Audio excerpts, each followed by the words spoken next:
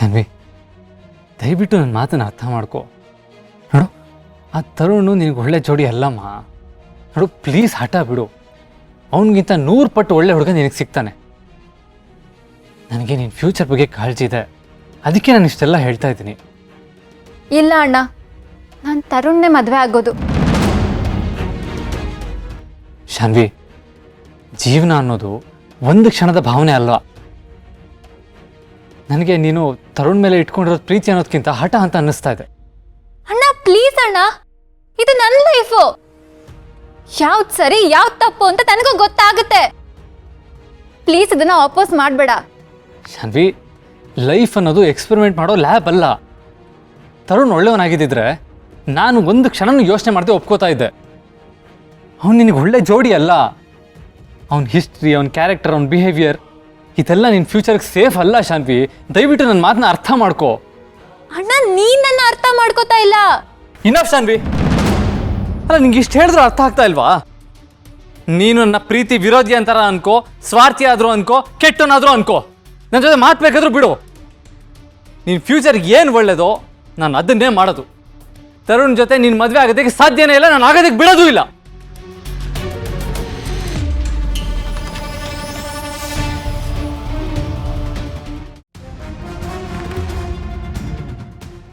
ಶಾನ್ವಿ, ಶರತ್ತು ಏನು ಹೇಳ್ದ? ಅತ್ತೆ, ಅಣ್ಣ ಒಪ್ಕೋತಾ ಇಲ್ಲ.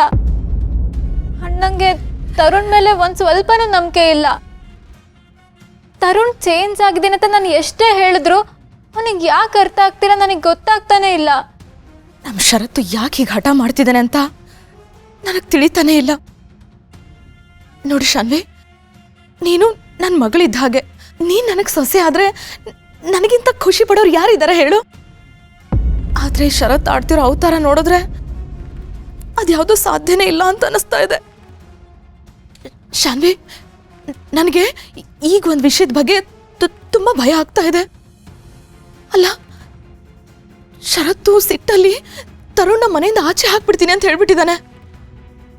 ಅವನೇನಾದ್ರೂ ಹಾಗೆ ಮನೆಯಿಂದ ಆಚೆ ಹಾಕ್ಬಿಟ್ರೆ ನನ್ನ ಮಗ ಬೀದಿ ಪಾಲಾಗ್ಬಿಡ್ತಾನೆ. ಅವನನ್ನ ಮನೆಯಿಂದ ಆಚೆ ಹಾಕಿದ್ರೆ ನಾವೆಲ್ಲ ಬೀದಿಗೆ ಬಂದ್ಬಿಡ್ತೀವಿ. ನೋ ಅತ್ತೆ, ನನ್ನದಾಗೋದಕ್ಕೆ ಬಿಡೋದಿಲ್ಲ. ತರುಣ್ ಈ ಮನೇಲೇ ಇರ್ತಾನೆ. ಅವನನ್ನ ಈ ಮನೆಯಿಂದ ಕಳ್ಸೋಕೆ ಯಾರಿಂದನೂ ಸಾಧ್ಯ ಇಲ್ಲ.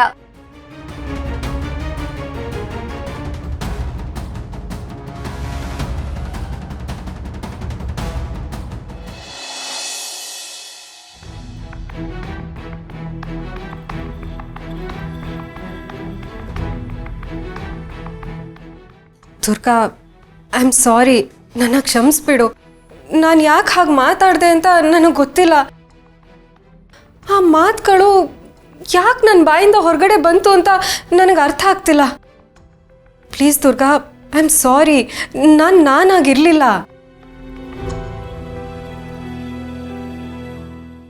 ದುರ್ಗಾ, ಅಂಬಿಕಾ ಅವರೇ, ನೀವು ಆಡಿದ ಮಾತು ಸತ್ಯನೇ ಅಂತ ಮಾತ್ರ ಹೇಳಬೇಡ. ಪ್ಲೀಸ್ ದುರ್ಗಾ, ಈ ಕಡೆ ನೋಡು.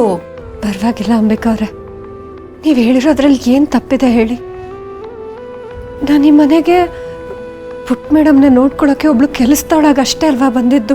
ಏ ದುರ್ಗಾ, ಪ್ಲೀಸ್ ಹಾಗೆಲ್ಲ ಹೇಳಬೇಡ. ನೀನು ಎಲ್ಲ ರೀತಿಯಿಂದ ಈ ಮನೆಗೆ ಒಳ್ಳೆ ಸೊಸೆ, ಹಿತಂಗೆ ಒಳ್ಳೆ ತಾಯಿ, ಶರತ್ಗೆ ಪ್ರೀತಿಯ ಹೆಂಡತಿ. ನನ್ನ ಮಾತಿನ ಉದ್ದೇಶ ಹಾಗಾಗಿರ್ಲಿಲ್ಲ ದುರ್ಗಾ. ನನ್ನ ಮೇಲಿನ ಕಂಟ್ರೋಲ್ನ ನಾನು ಕಳ್ಕೊಂಡೆ ಅಷ್ಟೇ. ನನಗೆ ಗೊತ್ತು ಅಂಬಿಕಾ ಅವರೇ, ನಿಮಗೆ ನನ್ನ ಮೇಲೆ ಯಾವುದೇ ಥರ ಕೀಳು ಅಭಿಪ್ರಾಯ ಇಲ್ಲ ಅಂತ. ಆದರೆ ಕೆಲವು ಕಹಿ ಸತ್ಯಗಳನ್ನ ನಾನು ಒಪ್ಕೋಬೇಕು. ನೀವು ಹಾಗೆ ಮಾತಾಡೋದಕ್ಕೆ ಬೇರೆ ಏನೋ ಕಾರಣಗಳಿರ್ಬೋದು. ಆದರೆ ನೀವು ಹಾಗೆ ಮಾತಾಡಿದ್ದು ನನಗೊಂಥರ ಎಚ್ಚರಿಕೆ ಮಾತು ಥರ ಇತ್ತು. ಪ್ಲೀಸ್ ದುರ್ಗಾ, ಸ್ವಲ್ಪ ದಿನ ಸಮಯ ಸರಿ ಇಲ್ಲ. ಇಂಥ ಘಟನೆಗಳು ಪದೇ ಪದೇ ಬರ್ಬೋದು. ನಮ್ಮಿಬ್ಬರ ಮಧ್ಯೆ ಇರೋ ಸಂಬಂಧ ಹಾಳಾಗೋ ಪರಿಸ್ಥಿತಿನೂ ಬರ್ಬೋದು. ಆದರೆ ನೀನು ಮಾತ್ರ ಧೈರ್ಯವಾಗಿರು. ನೀನು ಧೈರ್ಯವಾಗಿದ್ದರೆ ನಾನು ಧೈರ್ಯವಾಗಿರ್ತೀನಿ. ನೀನು ನನ್ನ ಮೇಲೆ ನಂಬಿಕೆನ ಕಳ್ಕೊಂಡ್ರೆ ನಾನು ಮತ್ತಷ್ಟು ಸೋತ್ಬಿಡ್ತೀನಿ ದುರ್ಗಾ. ಪ್ಲೀಸ್.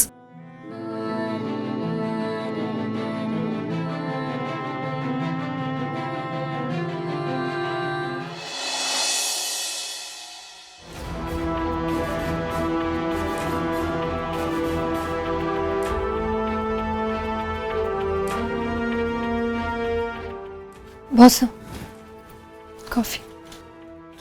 ಬೇಡ ದುರ್ಗ, ಆ ತರುಣ್ ಇದಾನಲ್ಲ ದೊಡ್ಡ ಆಪರ್ಚುನಿಸ್ಟು.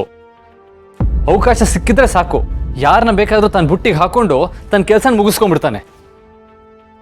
ಅವನು ಹೊರಗಡೆಯಿಂದ ನೋಡೋದಕ್ಕಷ್ಟೇ ಸಾಚ, ಒಳಗಡೆ ಹಾಗಿಲ್ಲ. ಅವನ ಇಂಟೆನ್ಷನ್ಸೇ ಸರಿ ಇಲ್ಲ. ಯಾಕೆ ಈ ಶಾನ್ವಿಗೆ ಅದು ಅರ್ಥನೇ ಆಗ್ತಾ ಇಲ್ಲ?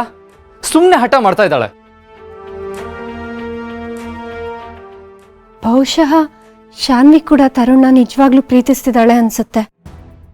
ಅದಕ್ಕೆ ಅವಳಷ್ಟು ಹಠ ಮಾಡ್ತಿದ್ದಾಳೆ. ಪ್ರೀತಿ ಇಲ್ಲದ ಸಹಜ ಅಲ್ವಾ ಬಾಸು?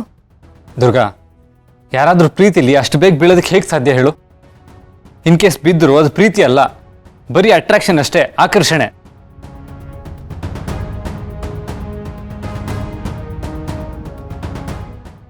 ನನ್ನ ಬಗ್ಗೆನೂ ಹೀಗೆ ಯೋಚಿಸ್ತೀರಾ ಬಾಸು? ಇಬ್ರು ಒಂದಷ್ಟು ಒಟ್ಟಿಗೆ ಟೈಮ್ ಸ್ಪೆಂಡ್ ಮಾಡಿದ ತಕ್ಷಣ ಅದು ಪ್ರೀತಿ ಅಂತ ಅನ್ನಿಸ್ಕೊಳ್ಳಲ್ಲ. ಪ್ರೀತಿಲಿ ಇಬ್ಬರು ಭಾವನೆನೂ ಒಂದೇ ರೀತಿ ಇರಬೇಕು. ಎರಡು ಮನಸ್ಸುಗಳು ಒಂದಾಗಬೇಕು. ಇಲ್ಲದೆ ಇದ್ರೆ ಅದು ಮನಸ್ಸು ಒಡೆಯೋದಕ್ಕೆ ದಾರಿ ಮಾಡಿಕೊಡುತ್ತೆ. ನಮ್ಮ ಮನಸ್ಸು ಒಂದಾಗಿಲ್ಲ, ಭಾವನೆಗಳು ಒಂದೇ ಥರ ಇಲ್ಲ. ಹಾಗಾದ್ರೆ ನಮ್ಮ ಮಧ್ಯ ಪ್ರೀತಿ ಹುಟ್ಟಲ್ವಾ ಬಾಸು? ದುರ್ಗಾ, ಈ ಒನ್ ಸೈಡ್ ಲವ್ ಇದೆಯಲ್ಲ, ಇದು ನಮಗೆ ನಾವೇ ಮಾಡ್ಕೊಳ್ಳೋಂಥ ದೊಡ್ಡ ಮೋಸ.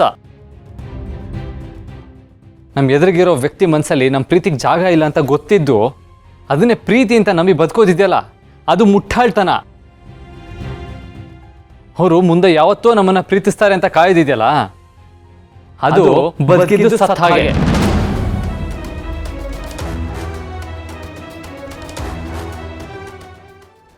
ಬಾಸು, ಅಂದ್ರೆ ನಾನು ಬದುಕಿದ್ದು ಸತ್ತಾಗೇನಾ? ಇವಾಗ ಶಾನ್ವಿ ಕೂಡ ಅದನ್ನೇ ಮಾಡ್ತಾ ಇರೋದು. ಇವಳು ಇವಾಗ ಪ್ರೀತಿ ಅಂತ ಅನ್ಕೊಂಡಿರೋದು ಇವಳ ಕಡೆಯಿಂದ ಮಾತ್ರ. ಆ ತರುಣ್ ಖಂಡಿತ ಇವಳನ್ನ ಪ್ರೀತಿ ಮಾಡ್ತಾ ಇರಲ್ಲ, ಅವ್ನು ಬರೀ ಲಾಭ ನೋಡ್ತಾ ಇರ್ತಾನಷ್ಟೇ. ನಾವು ಜೀವನದಲ್ಲಿ ಕೆಲವ್ರಿಗೆ ಎಷ್ಟೇ ಹತ್ರ ಇದ್ರು ಅವ್ರ ಮನಸ್ಸಿಗೆ ಹತ್ರ ಆಗೋದಕ್ಕೆ ಆಗಲ್ಲ ದುರ್ಗಾ.